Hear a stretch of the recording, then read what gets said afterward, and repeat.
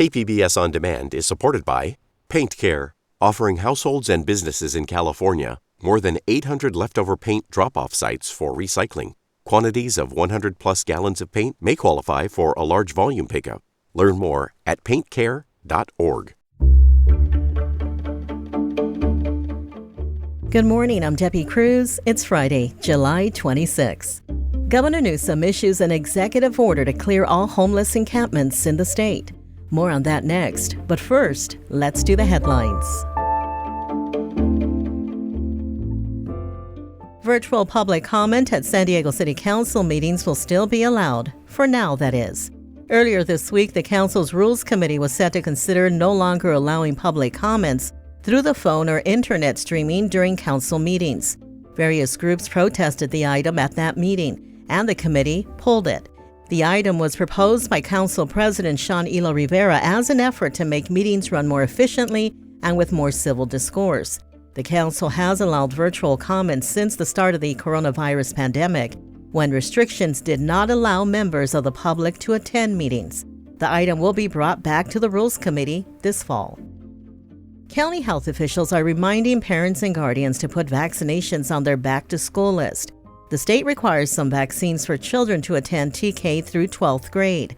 Those vaccines include DTaP, hepatitis B, MMR, chickenpox, and polio. Although the HPV vaccine is not required for school, health officials say it's an important vaccine for boys and girls 9 to 13 that helps prevent some cancers in adulthood. More information about school vaccines and where to get them is available on the county's website or by calling 211. An excessive heat warning is in effect for the desert areas until 8 p.m. tonight. In the desert, temperatures could reach 117 degrees, but it's a bit cooler in the inland and mountain areas where temps will be in the low 80s. By the coast, it'll be in the low 70s. From KPBS, you're listening to San Diego News Now. Stay with me for more of the local news you need.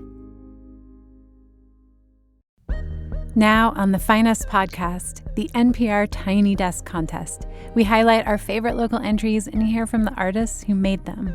We're just very tired of hearing music that doesn't represent the people or is very nonsense or just dumbing people down. Listen now wherever you get your podcasts.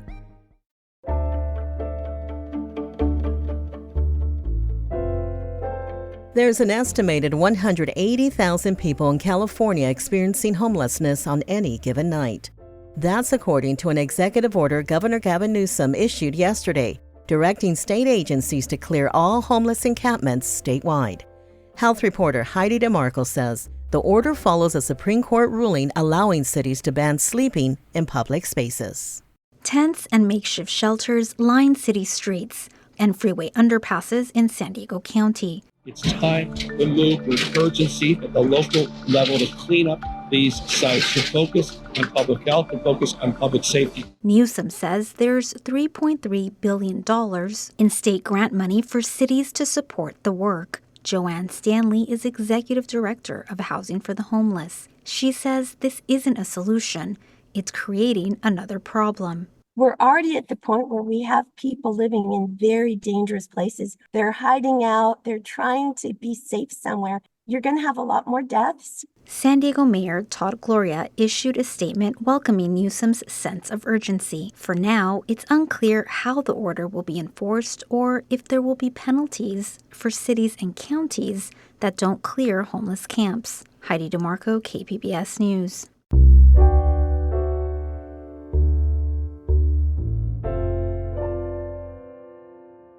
Two Lincoln High sumo wrestlers qualified for the Junior World Championship in Poland.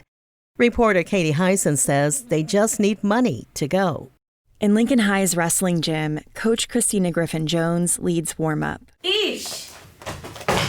Knee! She grew up nearby and started the sumo club this year. To bring a gift like this to our community is everything, because I know for sure I would have been a champ if something like this was happening at my high school. She says competitive sports are not just about skill, but access to resources. She's the first African-American woman to medal in international sumo. And I'm really happy that I won't be the last. She thinks these young wrestlers are paving the way for more diversity in sumo. They could attend the national championship because Lincoln High hosted it. Freshman Maylee Lowe won her division. I thought it was a joke at first because they were like, oh, you're going to go to Poland. And I was like, what? And they're like, yeah, go. Maylee Lowe's older brother has been training her in wrestling. My brother not being able to go far in sports because of money and financial issues, when he was in high school, it's like an honor to have the opportunity for me to go. There's just one problem. The team needs to raise $10,000 to go. The deadline's in August. Katie Hyson, KPBS News.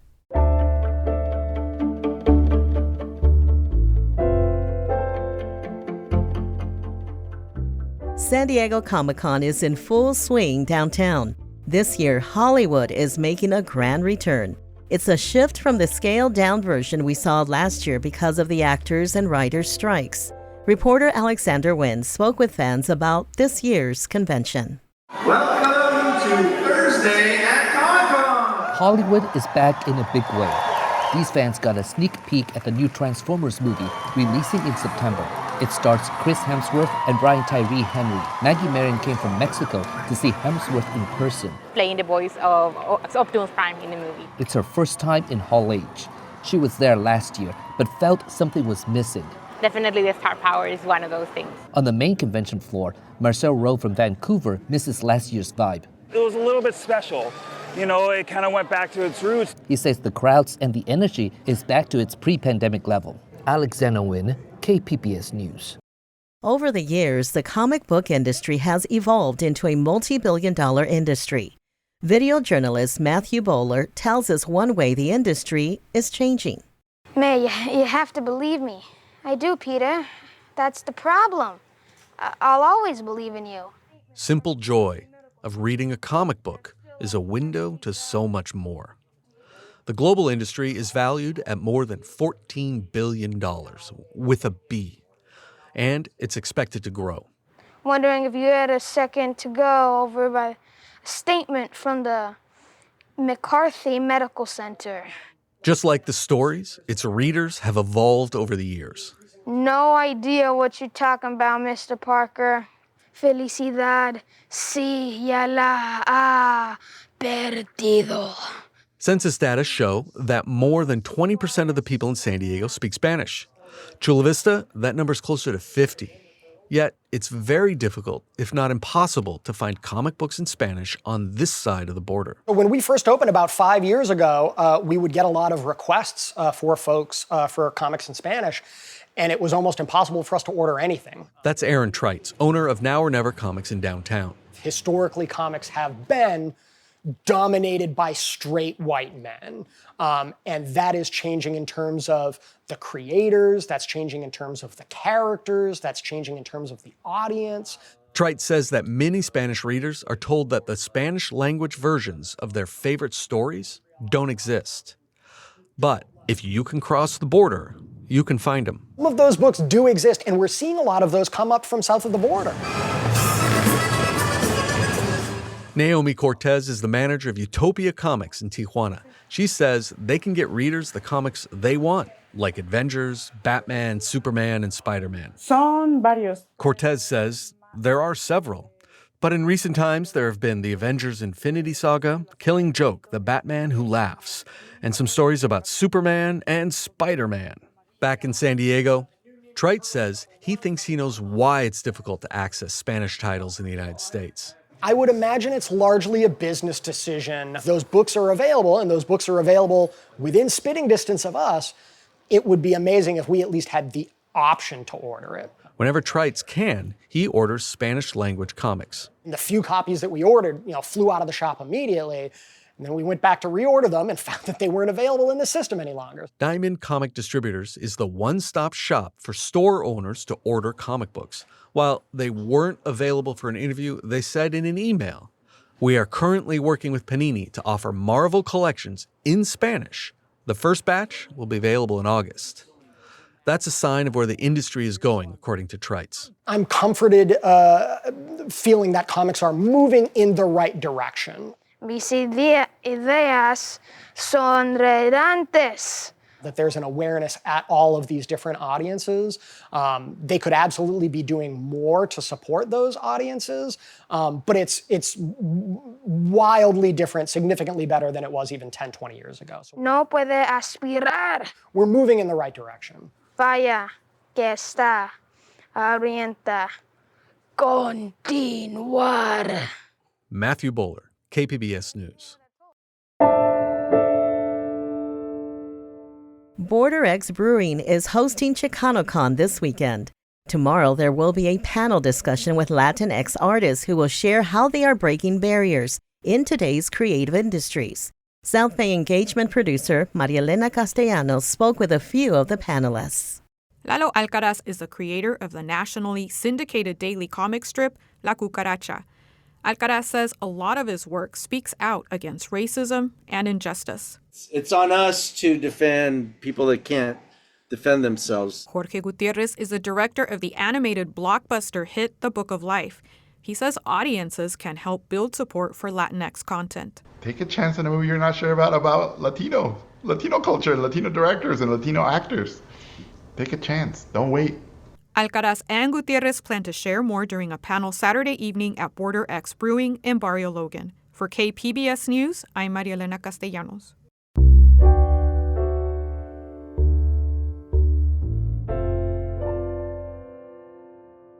Chula Vista's Art Fest is coming back for a second year. Reporter Corey Suzuki says it's a sign of the region's strengthening arts scene. The South Bay has always had a strong arts community. But one thing that's been missing is more places for artists to gather and share their work. Over the last few years, though, that started to change. Last year, Chula Vista held its first Art Fest, which brought together local painters, potters, printmakers, and other artists to exhibit and sell their work on the courtyard outside City Hall, along with food trucks, musicians, dancers, and a movie screening. This year, the city is running it back. Danny Zavala is with the city's Cultural Arts Commission. A lot of talented artists have applied, and I'm just really excited to show their work. I haven't even seen it yet, so it's like opening presents at Christmas. You don't know what to expect, but you're filled with joy and excitement. Zavala says the city is still accepting applications from artists to take part. The festival is scheduled for next month. In Chula Vista, Corey Suzuki, KPBS News. That's it for the podcast today. This podcast is produced by Emmeline Mohebi and edited by Brooke Ruth. We'd also like to thank producer Bennett Lacey for helping the podcast team this week. As always, you can find more San Diego news online at kpbs.org. Join us again on Monday to start the week together with the day's top stories. I'm Debbie Cruz. Thanks for listening and have a great weekend.